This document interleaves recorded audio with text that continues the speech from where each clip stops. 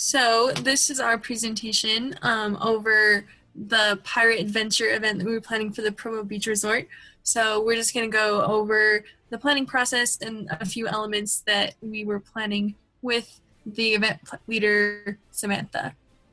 Overall was pretty smooth. We started out meeting with Samantha, and she told us a little bit more about the event. So it was to plan a free event for children and their families to attend during their spring break at the Provo Beach Resort. This event was free, and it was just to draw more crowds into the resort and give families something fun to do while they were at home during spring break. So with these meetings with Samantha, we were able to create a vision and kind of figure out what we wanted to do with the budget she gave us. And from that, we had different accountability meetings with just our team and kind of came up with themes and activities and vendors we wanted to include and divided up the responsibilities that needed to happen throughout the planning of the event. So we ideated through a few different themes. Possible ideas that we had were Candyland, Carnival, Under the Sea, and Pirates and Mermaids. And ultimately, we decided that Pirates and Mermaids would be the best way to go because it appeals to both boys and girls, and it was really easy for us to come up with activities and decorations. So I was placed in charge over finding vendors and scheduling those for us, as well as negotiating price. So this was something really fun for me to do because it was something I had never really done before. So I focused on three main communication types with all of the vendors. I initiated phone calls, typically, in-person connections to some of them, and then finished things off through emails. The vendors that we had scheduled were the Bean Museum. We had live animal shows from them. We also contacted Utah Pirates and rented a small pirate ship as well as a pirate that came with that. And then we contacted beauty schools to do cheap face paint. And so these vendors we all picked because they were cheap, and a lot of them we had connections with already. So some tips to finding the vendors was to build relationships and then to use these connections first. So in the previous slide, that was actually a picture of me holding one of the reptiles at the Bean Museum because I worked there. And so that was something that we were able to use as we brainstormed ideas.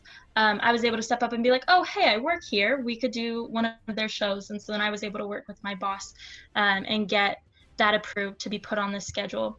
The connections were also vital. With Samantha, they had already used a couple vendors in the past, and so she gave us those options first because they had built those connections, and we wanted to make sure that we were respectful to those connections. And because we had connections, we also were able to get the price down. So when negotiating, I was able to get the price of the pirate ship down almost $100, which was awesome. So it came to just over $200 for a 2-hour event to rent the pirate ship as well as a pirate.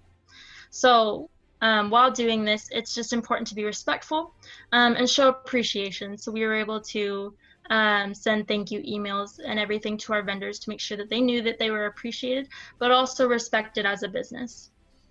Yes. And now let's talk about some of the activities that we had planned. So as I explained before, we were planning on having a big, giant pirate ship in front of Provo Beach, and then the kids and people will go there and enter through the pirate ship in order to start their activity. So inside of this pirate ship, then we have a treasure map where we'll show locations of some of the activities that were going on. So we'll have live animal shows, face painting, dress up as mermaids and pirates, as well as fishing booth was something that they already had it. We also were thinking of having make a balloon animal, or just like having people making balloons and giving to kids, a treasure sand pit, as well as crafts, and the opportunity of by the end of it, they could earn their own cookie that will be pirate shaped. Those are the activities that we had. And then marketing for the event was very important because we wanted people to show up. And so Samantha and Provo Beach had their own graphic designer, but when she told us about him, she was like, you have to contact them and they'd take forever. And so we decided to do the flyers ourselves. And so I made on the flyer you see here on the right as like things to hang around like Provo Beach and around BYU campus, just around Provo to help advertise the event and stuff like that. And I used the Provo Beach style guide, and we had to keep like the community standards in mind, so like modesty. So when we proposed the pirates and mermaids theme to her, she was like, that sounds great, but let's keep in mind that like the mermaids can't be wearing like a bikini or something. And so I kind of worked around that and just did the mermaid tail to just kind of hint at that. And then so the marketing strategies would be flyers around businesses, social media posts. I also made various social media sites so they could post on their social media, and maybe Provo City or other social media accounts could share that. And then a Facebook event. She said they were going to do that for us to be able to try and get people around the community to see that on Facebook and to RSVP and stuff like that. And then flyers around campus and elementary schools is kind of how we're thinking of marketing the event. And none of this really came cheap, I'll remind you. So when we were first talking about the event, the first budget that we were given was around 600 and 800. That was the target range we were going for.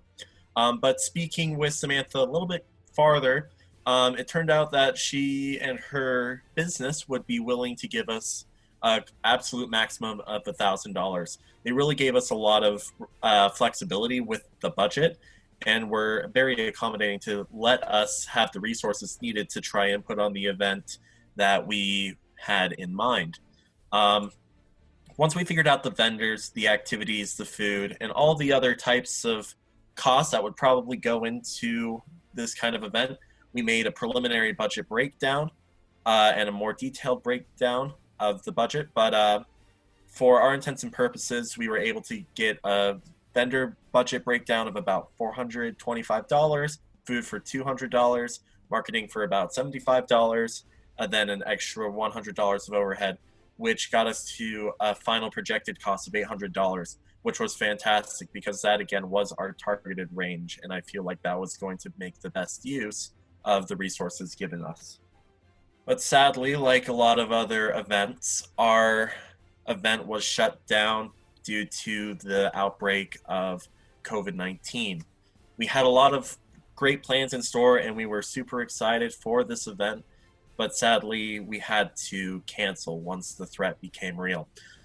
So what we would have done had we continued on with this event is we were going to create an event design canvas and journey map to better map out the blocking and the sequence of events that were going to happen within our broader experience.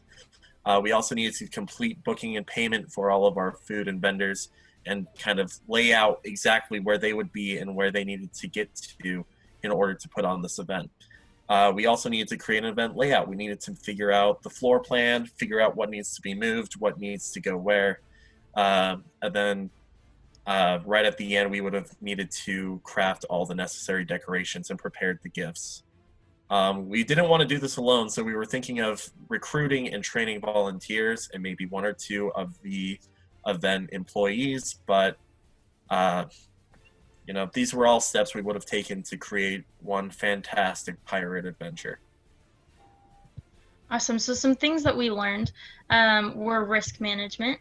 So we had to do a lot of planning just in case things went wrong, such as planning for the weather outside, what we would do with that pirate ship, some different activities we would have to do. Cultural respect, as we mentioned earlier, to keep that modesty in mind, balancing a budget, negotiating, planning in advance, and just overall application of all the design processes. Some things that we would do differently is actually do the event if we could. Create that event canvas that we were talking about. I think it would also have been cool to create a binder to look back on just with everything that we did and just dedicate some more time to it as well. Yes, and the question that we ask ourselves is, should students continue to participate in this event? And the answer is yes. We had a lot of autonomy, so Samantha was really great working with us, and she basically led us to run the event. So she said, here's the budget, and the budget was actually flexible as well. So we had a lot of autonomy of providing ideas and just going through the design thinking process to kind of come up with our own strategy and own ideas. And that was really great. Like was mentioned before, we also had opportunity to work directly with the vendors, and that was really great for us to increase our networking. Also used personal connections like Brianna mentioned, and she was really open to any type of ideas and was great for us because we also learned about how to negotiate and just had a really fun time.